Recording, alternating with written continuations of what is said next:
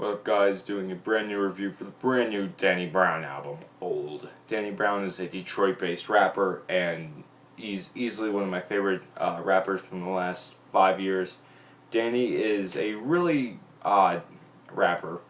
He's known as the hybrid for his use of his very low voice to a very high-pitched, almost nasally Cypress Hill style that I truly came to love. Triple X is probably one of my favorite hip-hop albums of all time.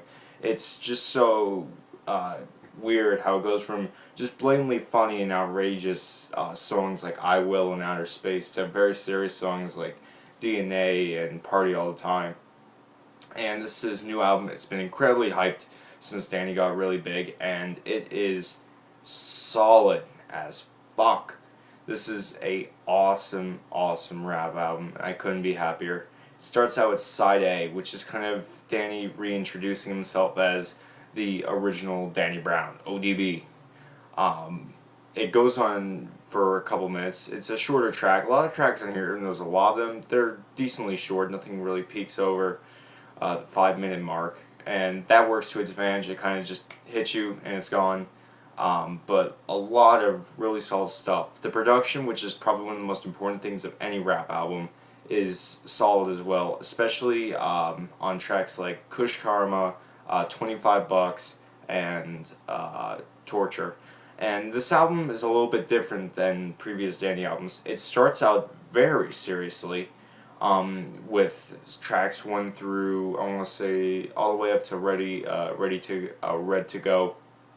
Very serious. Songs like 25 Bucks talk about the corrupt prison system and justice system and the life of living on violent streets. Torture definitely talks a lot about violence. Lonely kind of has this very melancholic style to it, and Clean Up talks about drugs and how they affect the ones around you.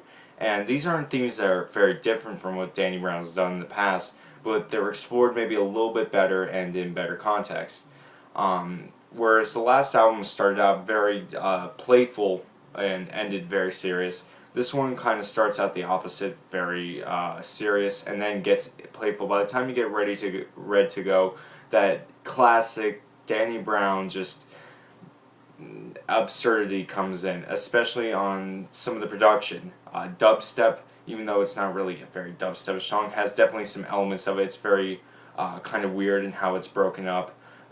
Dip has kind of this repeating sample for the chorus that comes in, and it's pretty funny all throughout. Smokin and Drinkin has this very, almost like dance club, I would say that very lightly, but dance club kind of style where it's very fast, very upbeat.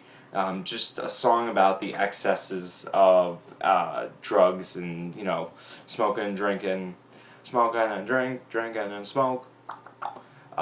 Songs like Handstead are very unusual on their side. There's also some good guest performances on here. Dope Fiend Rental by Schoolie Boy Q. Dope Fiend Rental does a pretty good job of having Schoolie Boy Q do a pretty cool part of it. It's also just one of the more faster, in-your-face songs on the album. Absol, great rapper, does a great job on Way Up Here, which is another one of the best. And let's talk about the last track, Float On, which is kind of like Danny's writing off that I'm here to stay, this is what's going on, this is who I am, this is what I do. And it's really my own personal decision what to do with it. And I think that's a very open-minded but good way to close the album. Open-minded in a good way. Kind of just talking about how this is his album. He also said in interviews that he had much less pressure to do this album, and that it definitely shows that the production is much more polished. It's much more expensive sounding in general, whereas where Triple X was a little bit grittier and kind of weird. This one kind of leans towards more sophisticated style production, especially on dip and dubstep.